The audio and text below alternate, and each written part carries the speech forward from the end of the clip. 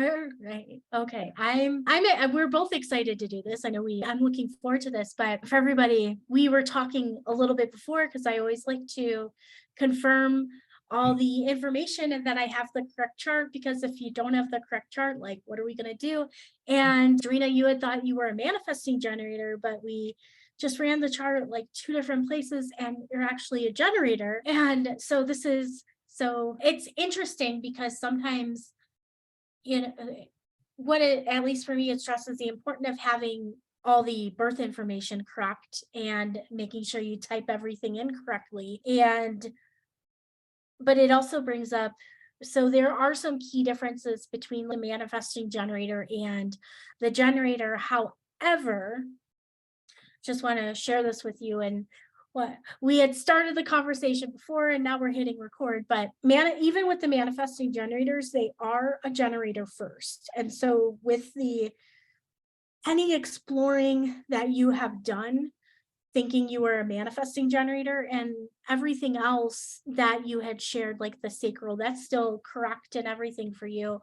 They can be like very similar, and especially with like one of the key differences with the manifesting generator is like that multi-passionate side, like that can still happen with a generator, and within business, like wanting to explore like so many different things and having so many ideas and going through some pivots. That happens a lot with any human design type and in a business, because there are so many things and so many ideas coming through. The characteristics of a like generator, trust generator type would be like over time, like the same things just to bring you that satisfaction over and over again. But really, it's very similar. And so I don't want you to feel like, oh my gosh, my whole life is different and I'm like coming into this shocked and everything. And we had started talking about this before too, but how much have you dived into your human design, and have you ever had a reading before? I've never had a professional reading. Okay. I've just done some research on my own as far as design charts. I wasn't very accurate with my own. So, but I do know that a lot of the centers there align with the chakras, because I do chakra readings and I'm a chakra coach and I work with those. That's what got me into reading about the human design, was how can I utilize the human design with my chakras.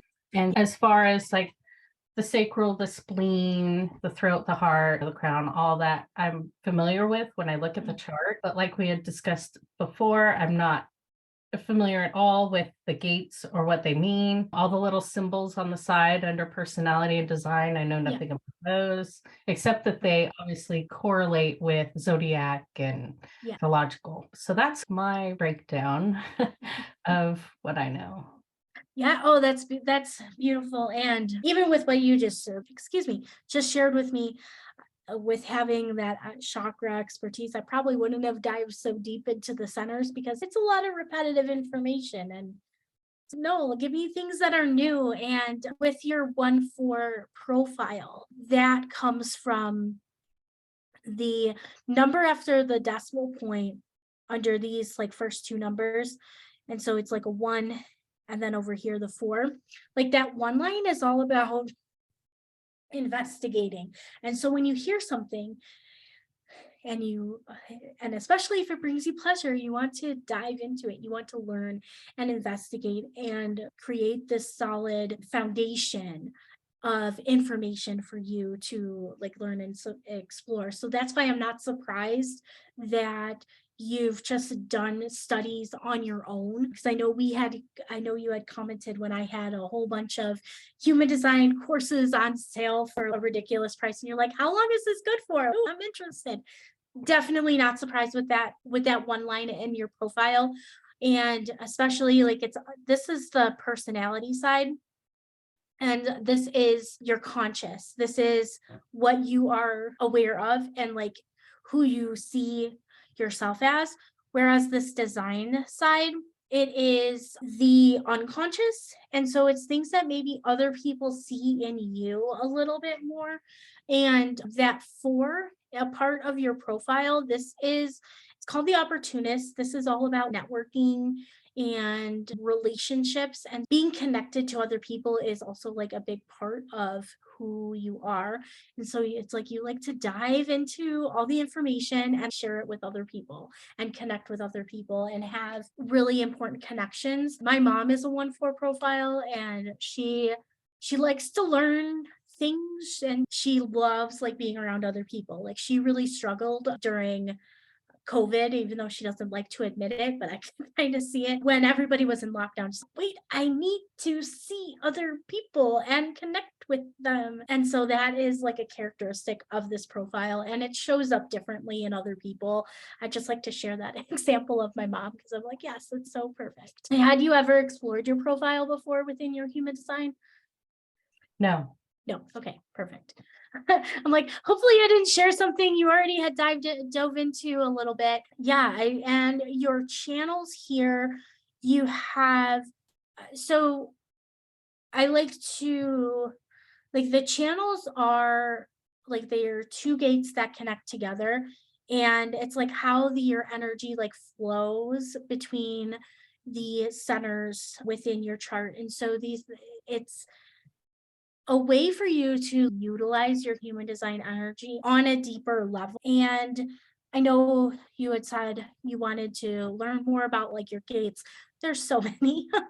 And then you said you have a business and you do chakra readings, which that's so cool. I didn't know that people did that. I'm like, yeah. I learned about everything in this spirituality lens from human design first, and then I've done some exploring in some other areas like astrology and like a little bit of like Reiki and stuff, which I know Reiki has a really strong chakra foundation too. So it's okay, human design first and then a little bit of other things. So I love hearing everything. But you have a potentially up to 26 different gates that are like colored in your chart, because there's 13 astrological influences. They're not all planets because we have the nodes, and those are technically, I think, asteroids around the moon, if I'm remembering correctly. But so there's a potential for up to 26, but there are 64 gates. Those are based off of the I Ching. I don't know if you've ever looked into that. And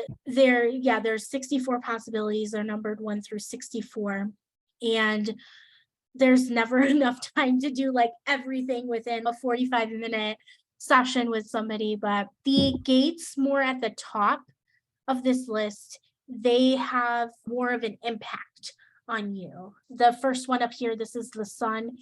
If astrology, everybody talks about their sun sign, it's about 70% of your personality. So this is a long-winded way of me saying that you have 18 and 58 up here, and this actually forms this channel down here connecting your root to your spleen, which is the channel of judgment. And that's going to be one of the channels that I will talk about with you on a deeper level. The other one you have is like the 50-27. And then I also have you also have the 10-20 up here. And so told you before, experiment with my lovely like PDF that is definitely not perfected. Let me start. Yeah, I want to start with the 1858, the channel of judgment. And like I said before, it flows from the root to the spleen, and it's part of the collective circuitry, specifically the logical one. And so collective circuitry, this is like a little bit of a deeper term, but it's all about like collective. This is energy that's about the society as a whole. There's also like individual circuitry, which is about, it's very like personal, or there's tribal circuitry, which is all about like your community and like the people around that you interact with like specifically and are closer with. And this channel, it's a projected channel. Like each of the channels has a type that's similar. It's like the generated, manifestor, or projected. And so with this energy, it flows best when you wait for the invitation. And this channel is really cool because with it, you see solutions that can create like maximum efficiency. Like you you feel like this pressure to always be improving, always be working on something. There can be this feeling of there's something that needs to be perfected, and feeling like you always need to add more to things. Um, and so looking at things and deciding like what is absolutely necessary is going to help get out of that trap, especially as maybe a business owner. We can think, oh my gosh, I put this program together, I put this software together, and this can be better. I don't have this channel, but sometimes when I do readings for people, or I'm sharing my hot mess report here, the amount of written readings that I have done, and I'm like, oh yeah, I can make this better. Oh yeah, I can make this better. If I had this channel, I could fall into this like trap of, even when something is like good enough, feeling like I need to like change it in order to be better.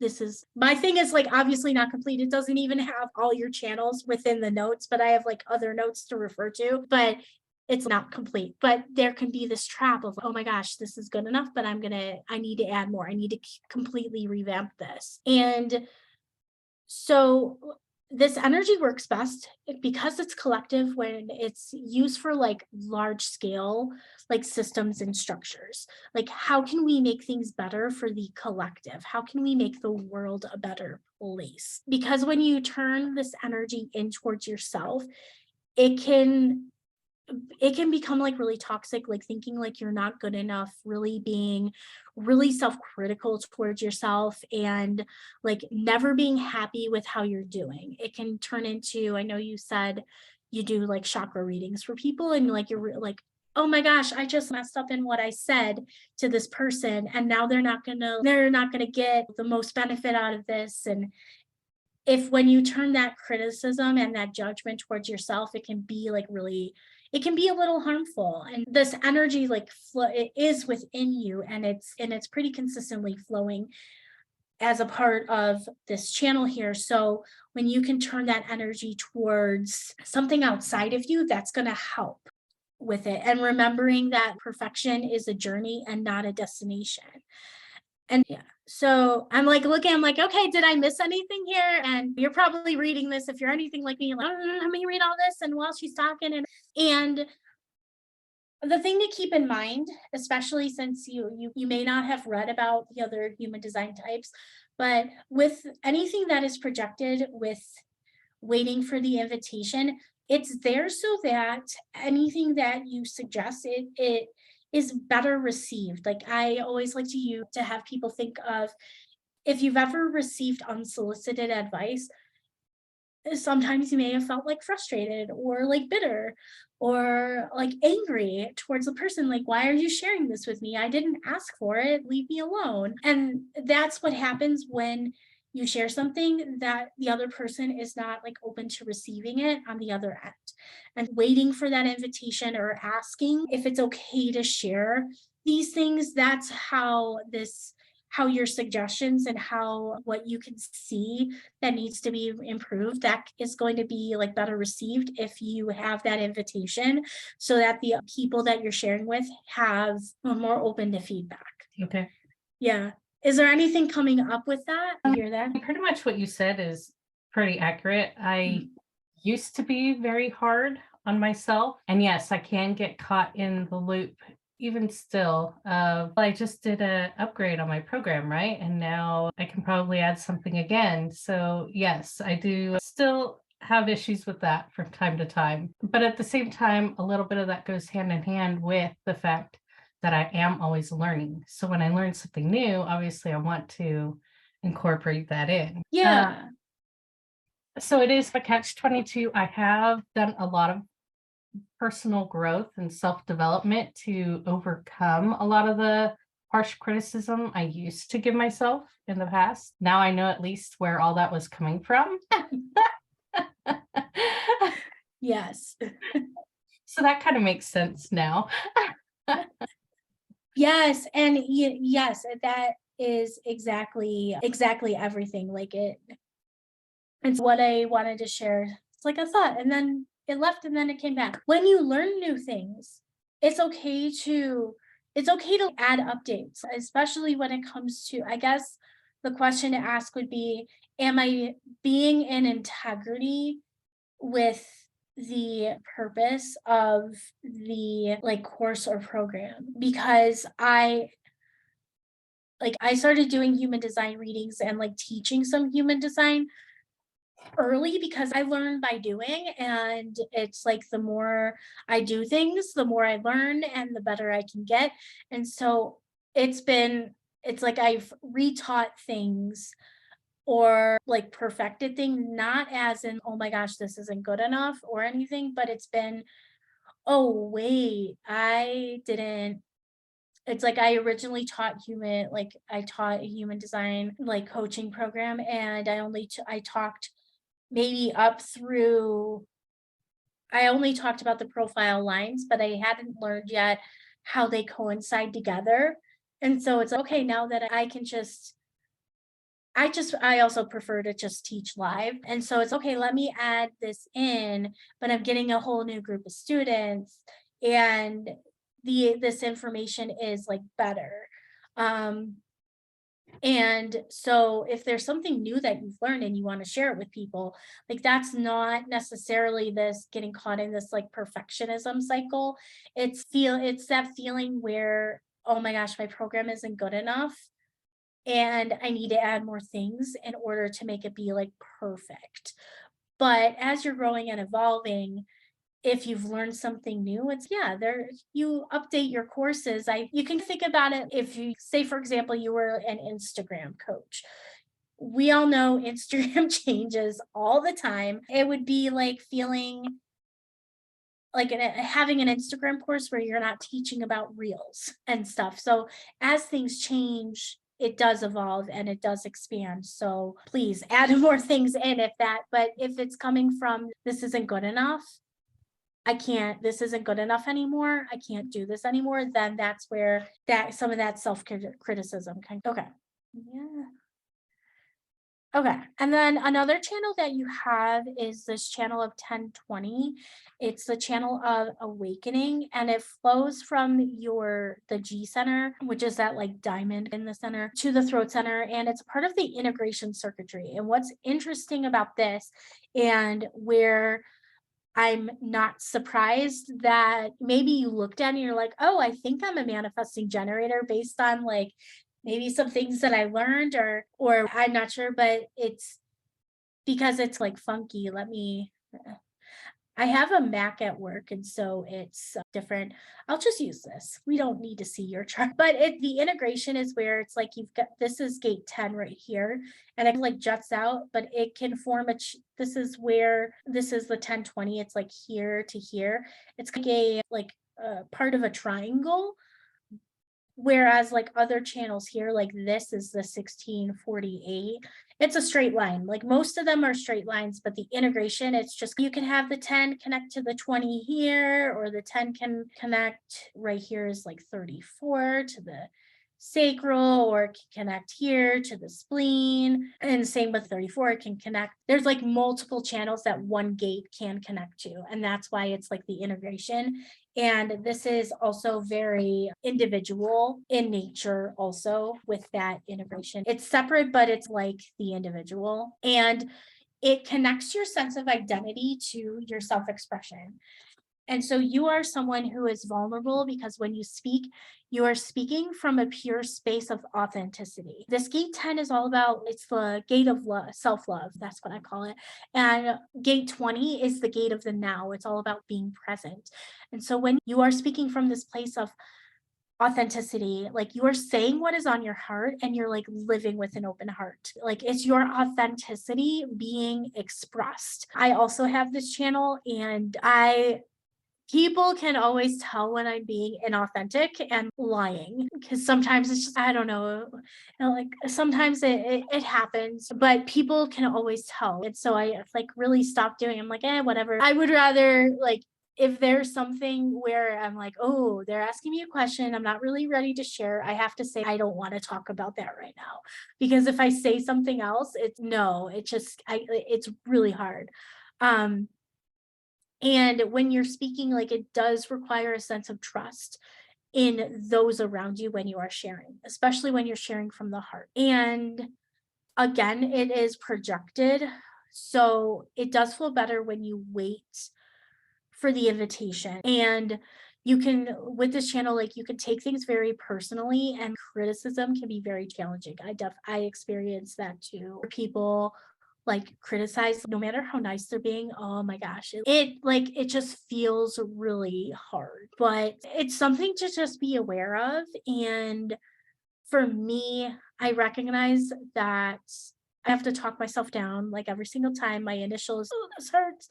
But just recognizing that, like, trying to see it from like where they're coming from versus coming up with stories in your head and like just feeling really bad. But with this channel, like you are sharing who you are in the moment. It's like very spiritual. And so when you're in the highest expression of this, you're acting natural and being who you are in the moment. And there there does come like a sense of bravery with this. And like sharing who you are comes, it flows better with an invitation. And this is more when you're sharing like vulnerable things with other people.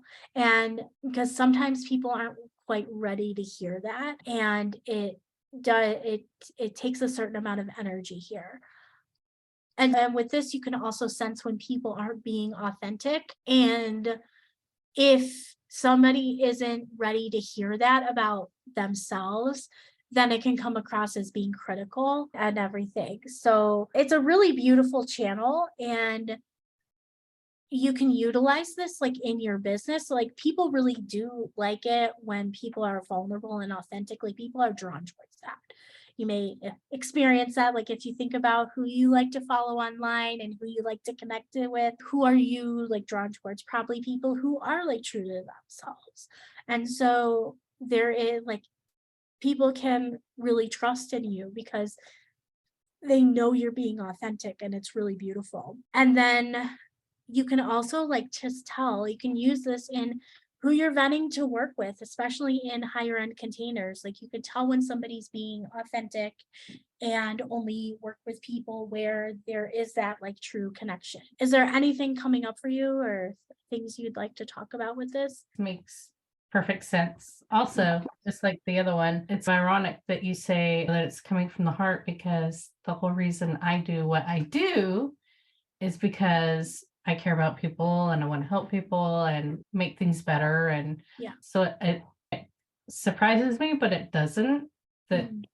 this would be one of my, or my second gate or whatever that would come up Yeah.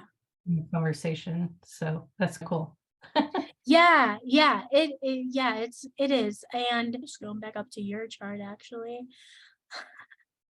It's right over here. And it is something that other people see in you. And there is that like trust factor, and it is a really beautiful energy to have. And then you have the 5027, and of course, like I'm struggling to find my notes on my iPad about that, but the story of my life. But that channel it connects from your spleen to your sacral. And what I will do is I'll just send you some information after. That's what I do if I'm like, oh my gosh, I'm stuck and I'm a hot mess and I can't do it. I'll just send it later. Let me see what I have for your gates. Here we go. Do I have? No, I already talked about that. Okay, so you have gate 5. This is the gate of waiting. It's in your sacral center and it's reaching towards the G center, but it doesn't fully connect to that G center. You're missing the other gate to form that channel. And so this is all about trusting in divine timing and knowing when it's the correct time to do this. This gate does have a lot of it's ritualistic in nature. And like a shadow of this, I don't know if you've ever looked into the gene keys, but with how I talk about the gates, it's a hybrid. This information is describing like the gate in terms of like human design, some of human design terminology, but I like to talk about like out of alignment or the shadow frequency and moving towards like the gift and the city for the gates, just because it's I don't know, I just liked it a little bit better. Like me personally, it's like I could relate to it a little bit more. I found like a deeper connection there. And it's the Gene Keys is a little bit more of a feminine expression of the gates. It's like a cousin to human design. The gate, like I mentioned before, the gates are based off of the I Ching, and the Gene Keys are based off of the I Ching. Have you ever looked at the Gene Keys before? I'm like word vomiting. I have not. I have Okay. though, but I haven't done any studying on that. Yeah, it's who I learned human design from. They talked about like human design and Gene Keys together. So that's just kind of how I've always looked at it.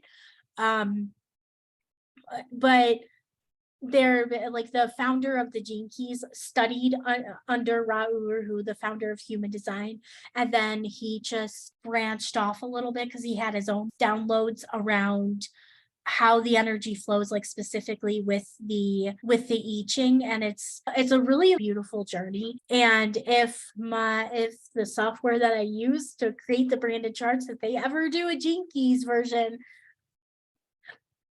so many more opportunities. And I'm like, oh yeah, you could like probably sense my excitement. But anyways, with gate 5, the shadow here is impatience, because it can show up either because you're trying to force creativity, or like no matter what you're doing, it's like not creating that satisfaction that you're craving. And the shadows could show up as either like repressed or reactive. And the repress is like pessimism. It's like this, when you think about it, it's like not wanting to do anything, like believing that there's no point, and like feeling like no matter what you do, it's not going to give you what you want.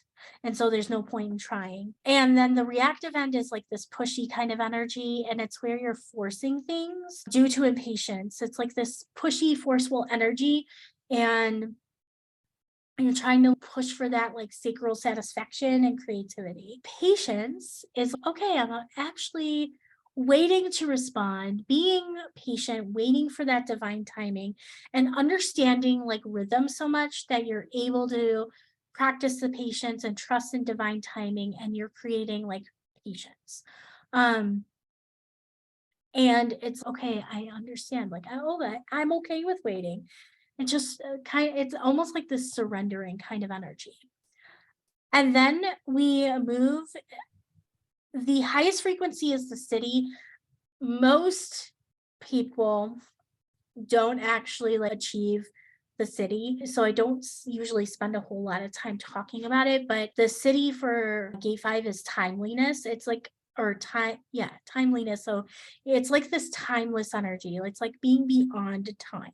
It's like you know that there's a cycle, and you're using your energy in a way that maximizes this. And it's like being beyond. So it's hard to explain a little bit, but it's just moving beyond that. And these are the gifts in the cities are not things like to try to force to achieve, especially if you saw shadow energy is like forceful energy. It's more like moving beyond. And when we're aware of the shadows, we can like naturally move away from them, and like we recognize, ooh, this is funky, let me choose something different, and let me make this a habit. And then the like gifts and sometimes the cities like just naturally unfold as we evolve, excuse me, as human beings.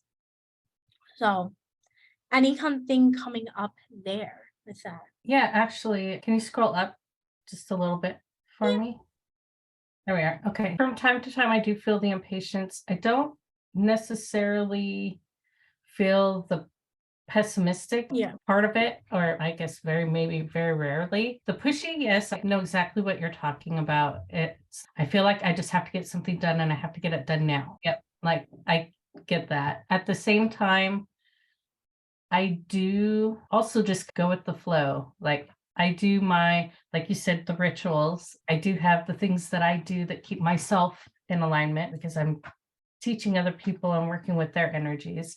So I've really learned how to be very mindful and create my own rituals, if you will, so that I can rejuvenate myself, right? Every weekend, so that I'm ready to be back in the flow again on Monday. And when I don't do it, I can really tell, because that's when I start feeling that pushy, just hurry up, get it done. We've got other things to do. And then when I've noticed that the whole creativity thing starts to come in play, where it's like, hey, now you've got this program, but if you did this, it would be better. It goes back to that. I guess I would say that I like gate 5 is very important for me, because if I'm doing my rituals, I'm very much in the flow. And what I'm working on just flows to me naturally. And it just kind of, I just know that things are going to work out. If I need something, like, lo and behold, it just appears for me, right? Or it works out. Situations work out for me all the time, unless I'm not doing what I need to do to stay centered. And then it's those other energies that start piling up. And when I feel those, I'm like, okay, wait a minute. I got to get back to the root of myself and recenter. I can see now how all this stuff is starting to really connect. Yeah. Oh my gosh. Yeah. And the beautiful thing is that it does all connect. It's like we make these connections based on what we hear or things that we see in our charts and everything. And I'm like, ooh, this is so good. Yeah.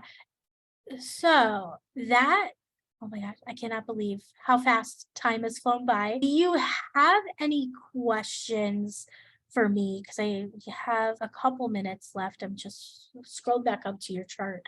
Anything you would Um, like my eyes on really quick? Looking at myself, I'm pretty defined. I know Yes. that. Good or bad, it is what it is, right? I have 8 out of 9 centers defined. So it is what it is. It is what it is. That's what I got to say about it. I'd be interested in learning some more of like the design side and some of those astrological symbols of things. Can you go over a little bit of that with me? Okay. So the design side, the 10 and the 20 are part of your design side. Yeah. And then gate 5 is both. Where is that at? Oh yeah, that is your Neptune. Yeah. Neptune. Okay. And I usually use for a majority of the time I was using genetic matrix and the symbols look different. I'm like, no, tried it. At the top, like this is the sun, the earth. These are the nodes. So that's like your forward direction and then your like past. And then you have the moon and then you have Mars, Mercury, Venus, Jupiter, Saturn, Uranus, Neptune, and Pluto. Blah, blah, blah, blah. All those things. So key here, a lot of people like to ask about like money and prosperity, and that comes from Jupiter, which looks like the 4, and the personality side, it's gate 23 and line 4, and that like the number after the decimal is the line. That line 4 is actually your version of prosperity. This comes from the gene keys, and Jupiter is around like abundance and everything. And so that line 4, this is all about charity. And so when you are being charitable with your money, that's like your relationship with money is, and your relationship to prosperity is you want money so you can give it away and help other people, which is, I know you had said before, it's like, I want to do this because I want to help other people and everything. And that's really big with that 4. 23 is all about, it's part of the Freak to Genius channel, and it's about the ability to share ideas and insights that you have, which you don't have that like 43, which is where those genius ideas come from. But it is that like you do have this ability with 23 to share your insights and share, and there's a strong connection with your throat there, like sharing ideas and things that come through.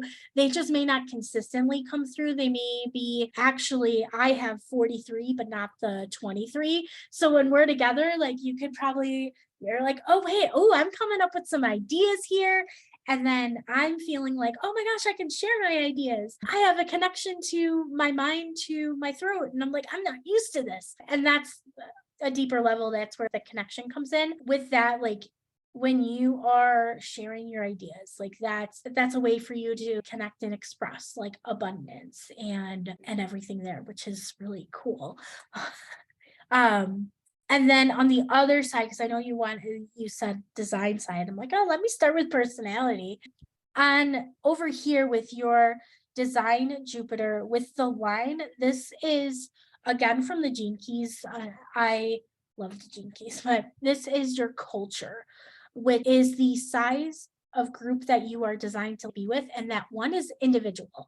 You are very like you're designed to be like very independent. It's like an entrepreneurial line. Okay, boom, I'm independent. This doesn't mean you can't be with other people or anything. Like I just talked about your profile, like you have a strong relationship, like connections with other people. But in terms of you're going to be like very independent just in how you like operate, like you have your own ideas and run things on your own, like you're going on your own path a little bit, but you definitely